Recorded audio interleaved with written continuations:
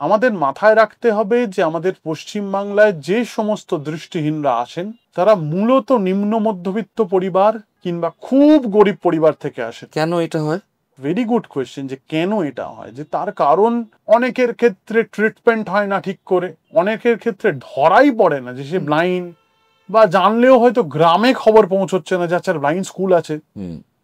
আমরা যখন পড়াশুনো করতাম তখন 4টে স্কুল ছিল, নরেন্দ্রপুর, বেহালা ব্লাইন্ড স্কুল সবার পুরনো, আর lighthouse for the blind. Narendrapur ছেলেদের, বাকি দুটো কোয়েড।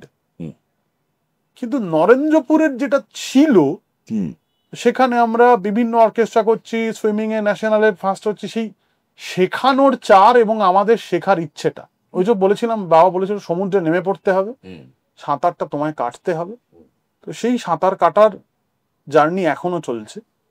তো ওই নরেন্দ্রপুরে পড়তে পড়তে তারপর পাঠভবনে এলাম। পাঠভবনে ওখানকার টিচাররা একদিন ক্লাসে এসে পরের দিন বললাম, ওখানকার যে প্রিন্সিপাল ছিলেন তখন দীপা সেন ছিলেন, দীপাদিকে বললাম যে ম্যাডাম এরকম একটু অসুবিধা হচ্ছে। বললো ঠিক আছে আমি বলছি।